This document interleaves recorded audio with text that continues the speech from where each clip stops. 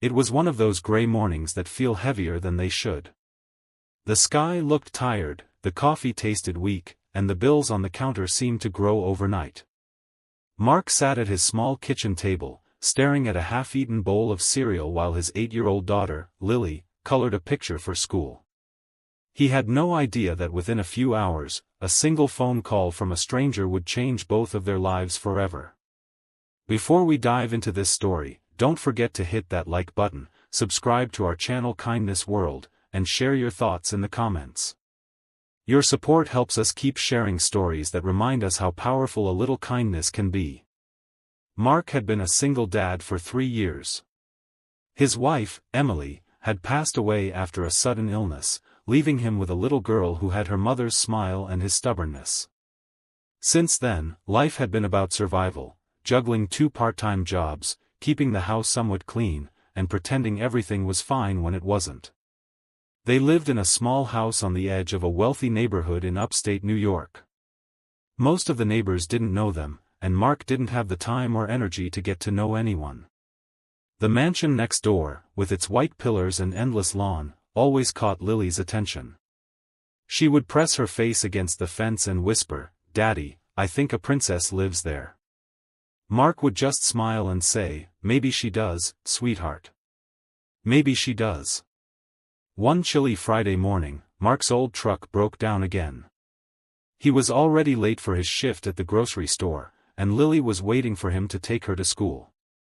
He popped the hood, pretending to know what he was looking for, but all he saw was steam and frustration. That's when his phone rang. An unknown number. He almost didn't pick up, another scam call, probably, but something told him to answer. "Hello?" he said, trying not to sound annoyed. "Hi, is this Mark Thompson?" a calm, friendly woman's voice asked. "My name's Clara. I think I live next door to you. I saw you and your daughter outside this morning. Looks like you're having some trouble with your truck." Mark's heart sank a little. The last thing he wanted was pity from a rich neighbor. "Yeah," he said, scratching his neck. "It's old. I'll get it running eventually." There was a pause, then she said softly, "I know how that feels. Would it be okay if I sent my driver over to take your daughter to school today? Just so you're not late for work?" Mark hesitated.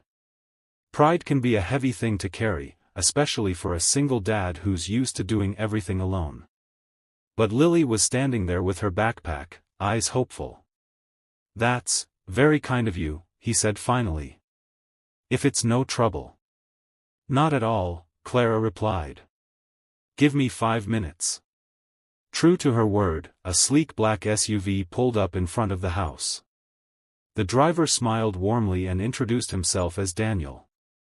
Lily was thrilled, it felt like an adventure. Mark thanked him about 5 times before they left. That evening, when Mark returned from work, he found a small envelope taped to his door. Inside was a handwritten note. "Hi Mark. It was lovely meeting Lily today. She's a bright, kind girl. I hope you don't mind, but I'd love to invite you both over for dinner tomorrow night. No pressure, just neighbors sharing a meal. Warmly. Clara, the princess, next door." Mark smiled for the first time in days. Lily squealed when she read the note. "Daddy. We're going to the princess's house." The next evening, they walked up the long driveway to the mansion. The house looked even bigger up close, but the front door opened before they could knock. Clara stood there in a simple blue sweater and jeans, her hair tied back. She looked nothing like the glamorous woman Mark had imagined. "Come in, please," she said with a gentle smile. "And don't worry, I burned the first casserole, so we're going with pizza." The evening was surprisingly easy. Clara was funny and down-to-earth. She told stories about her late husband, how she'd built her business from scratch, and how quiet the house had felt since her children moved away. Lily filled the room with laughter, showing off her drawings and making everyone smile. As the night ended, Clara handed Mark a small bag. "Just a few groceries," she said. Please don't say no. I remember what it's like to start over. Mark didn't argue this time. He just nodded, feeling something warm in his chest, gratitude, maybe, or hope. Over the next few weeks, Clara became more than a neighbor. She became family. She'd stop by with fresh cookies, help Lily with her school projects, and even taught Mark how to fix the truck properly. In return, Mark mowed her lawn, helped her with repairs, and brought over dinner whenever he could.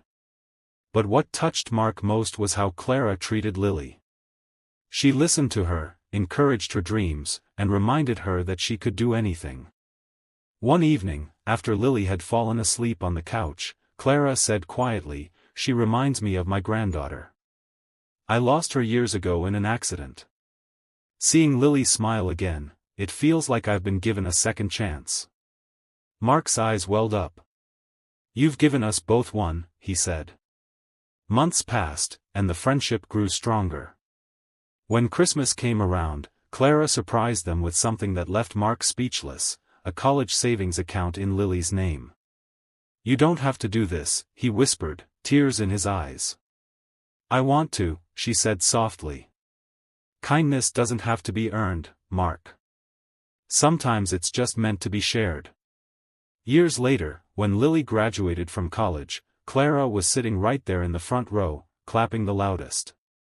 She was more than the woman in the mansion next door, she was part of their family.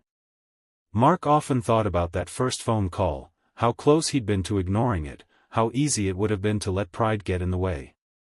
But that one moment of saying yes opened the door to a lifetime of love and kindness. Sometimes, the people who change our lives aren't the ones we seek out. They're the ones who reach out to us, quietly, gently, when we least expect it. So if you ever get the chance to be kind, even in the smallest way, take it. You never know whose life you might touch, or how that kindness might come back to you someday. Thank you for watching this story from Kindness World. If it touched your heart, please like, comment, and share it with someone who needs a little reminder that good people still exist. Because kindness isn't just an act, it's a ripple that keeps going, one person at a time.